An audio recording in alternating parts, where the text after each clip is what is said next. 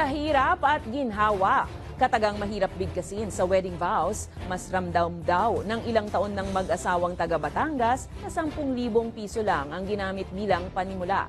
At sa tinagal-tagal ng pagsasama, nagbunga ng ilang negosyo ang kanilang paghihirap na pinatatag ng pagmamahal, pag-intindi at pagpasensya sa isa't isa. Ang kanilang discarding Pinoy story with love sa Balitang A to Z ni Ace Cruz.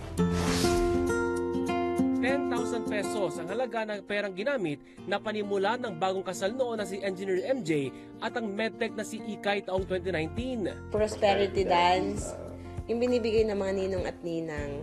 Parang ang kinita namin doon, 70,000. So pinabayad lang namin doon sa catering. 60,000 may naiuwi kaming 10,000. Tapos nung pag-uwi namin sa Boracay, ala baby, kasal na tayo. Kami yung dalawa. Tapos yung bahay namin, parang ganito lang siya. Sobrang liit lang siya. Kusina. Ito talaga.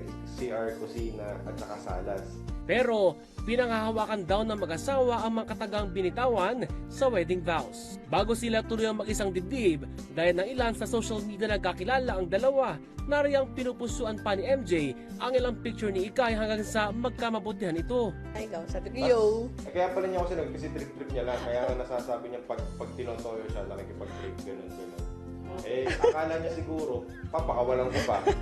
Eh, hindi niya alam ng time na yun, naghahanap na ako ng papakasalan. So yun, after 2 years, Nagpakasal kami. May tatlo akong nanliligaw, engineer at tech, tapos siya estudyante. Mas pogi nga sa kanya yung dalawa eh. And the rest is history. At kailanmay, hindi pinagsisihan ni Ikay na si MJ ang kanyang pinili. Thank you, Lord. Hindi kasi siya lang yun eh. Parang full package kasi siya pati family. Ang bait ng aking mommy at daddy, kapatid, ang mabait nila. Tapos ay super prayerful person lahat sila. Tapos supportive siya sa kung anong gusto ko talang gawin. Patunay ang pagsusumikap nila bilang mag-asawa nung dumating ang pandemya. Talagang, sige, patusin natin yan kasi pera pa din yan. Punta tayo dun sa ganito. Pati mga laruan ng bata, nagbebenta kami ng laruan ng bata. Nagluto din ako ng mga donut. Tapos nagbenta ako ng mga cake. Basta kung ano lang, tapos yung mga salted egg chips. Dami yun. namin po-order. Naging mahirap sa umpisa pero sa pagtutulungan ay nagsunod-sunod ang pag-arangkada ng kanilang negosyo. Mula sa isang derma clinic na sundan ng salon, wellness gym, laundry at ang pinakabago sa kanilang negosyo, ang coffee shop. Hindi tuloy maiwasang matanong ang mag-asawa kung may plano na magkaanak kayong unti-unti nang gumaganda ang kanilang buhay. Andun kami sa stage na hinihil namin yung aming mga gusto mo ng bata ka. Yes, Ngayon, yung mga kabataan. Pagta-travel ka, may iba kang pupuntahan nang wala kang iisipin iiwanan na baby o kung ano man. No. Kaya yun sabi ko, i-hold mo na ng pag-ibig. Gayunman, hindi raw nila ito nakita bilang kakulangan sa buhay mag-asawa. Sa katunayan, wala man daw silang anak, nagiging instrumento naman daw sila para matupad ang pangarap ng ilan. Ang isa nga sa mga ito, third-year nursing student na. Hindi lang naman ikaw may kaldero. Diba? Lahat naman tayo gustong kumain. Lahat tayo kailangan kumain. Para mas mabilis ang blessing pag tumutulong ka talaga. True. Hindi, kasi nung kami nag-scholar, hindi pa naman ganito yung mga business namin.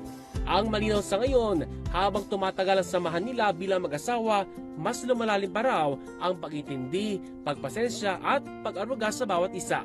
Ngayong Valentine's Day, mensahe nila sa isa't isa. Pagtagal kasi minahal mo na din kasi mabait, maalaga. Hindi mo talaga siya kayang mahalin araw-araw. May times talaga na parang ano ba to? Ganito lagi ugali nito, ba't ganyan? So ang gagawin mo dun, ilalaban mo lang lagi. Kahit hindi mo siya mahal, pero dapat mag-stay ka pa rin kasi bukas, mahal mo na ulit. So, sayang naman, baga umibig ka ng salitang hindi mo na kayang ibalik. Tapos, bukas naman pala magsisisi ka. So, Bagamat ilang taon pa lang ang kanilang pagsasama bilang mag-asawa, malinaw nilang wala ng anumang bagay pa ang makapaghihiwalay sa samahan nilang pinagbigkis ng hirap at ginhawa. Para sa Balitang A to Z, Ace Cruz. Kung kayo ay may kwentong kakaiba, mga kwento ng pag-ibig o storya ng inspirasyon at pag-asa, maaari niyo itong ibahagi. Sumali sa ating Facebook group na Balitang A to Z. Panoorin ang replay ng ating programa at sundan ang ating social media pages. Hanapin ang Balitang A to Z. Ang ating pabaong quote of the night ay mula sa isang pari at manunulat na si Thomas Merton. Ayon kay Merton, ang pag-ibig ay ang ating tadhana. Hindi natin makikita ang tunay na kabuluhan ng buhay kung tatahakin natin ito ng mag-isa. Matatagpuan lamang natin to ng may kasama.